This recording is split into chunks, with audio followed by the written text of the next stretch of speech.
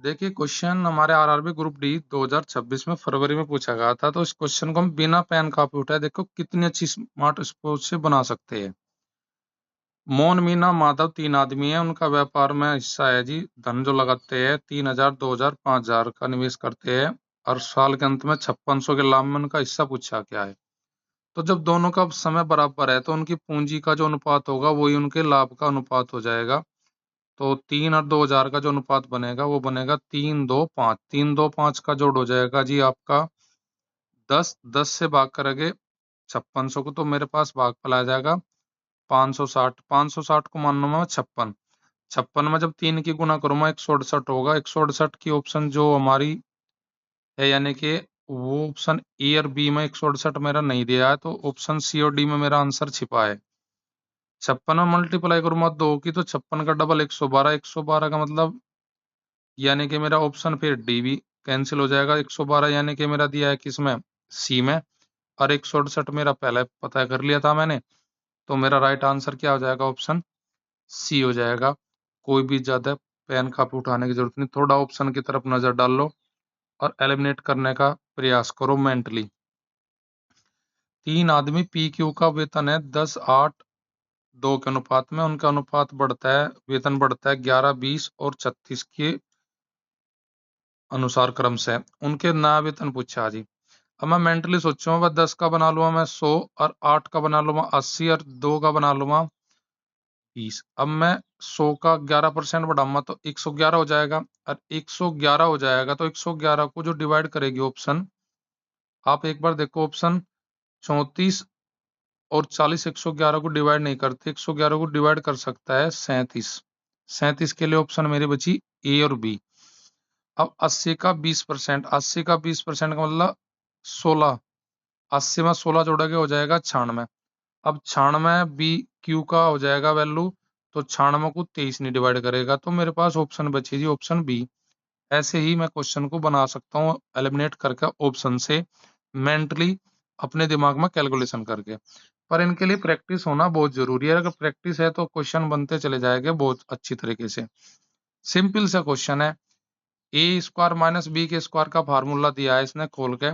मुझे क्या करना है, बस कुछ नहीं करना। ए का स्क्वायर यानी कि 7 ए का स्क्वायर, बी का मतलब 4 बी का स्क्वायर। तो मेरी ऑप्शन हो जाएगी इसमें जी ऑप्शन सी।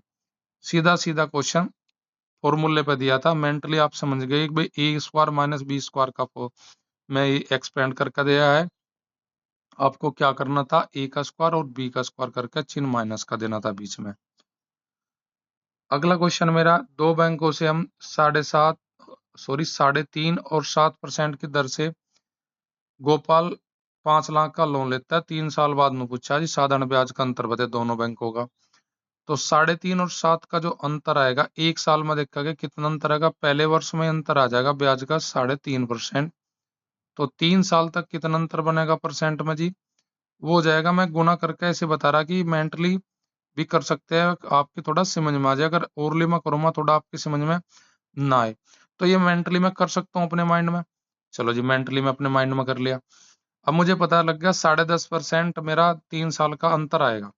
तो 5 लाख का 10.5% अगर मैं निकाल लूंगा, तो 10.5% निकालने के लिए 5 में गुना कर लूंगा मैं किसकी जी, 10.5 की। तो 5 में 10.5 की गुना करूंगा तो 5×5 = 25, 5 एकम 5, यानी कि 525 मेरा आंसर बनता नजर आएगा बिना जीरो के। तो 525 जो नजर आ रहा मुझे वो आ रहा जी ऑप्शन बी में, ये मेरा राइट आंसर हो जाएगा। तो ऐसे मुझे क्वेश्चन को बनाने के लिए बस मुझे दिमाग में लगा कि भाई 10.5% है, उसमें मैं 5 की गुना कर लूँ बस पूरी जीरो की ना करके। तो मेरे पास कितना आ जाएगा जी, ये लगभग वह 52.5 यानी कि 525 देख लूंगा कौन सी ऑप्शन में मेरा बन रहा है, वही मेरा राइट आंसर हो जाएगा। अगला क्वेश्चन, एक क्रिकेटर ने 7 पारियों में 90 रन बनाए, 8वीं पारी में उसने कितने रन बनाए जी, 176। देखो अगर वो औसत से जितने रन बनाता तो ना औसत घटता ना बढ़ता, सेम रहता। अगर औसत से कम रन बनाता तो औसत घटता है, यहाँ औसत से कितना अधिक बना ये बात आपको देखनी है। 176 और 90 का अंतर देखा गया तो कितना अधिक बना औसत रन से, आपका 86। अब 86 को ही डिवाइड कर लीजिए आप लास्ट वाली पारी से।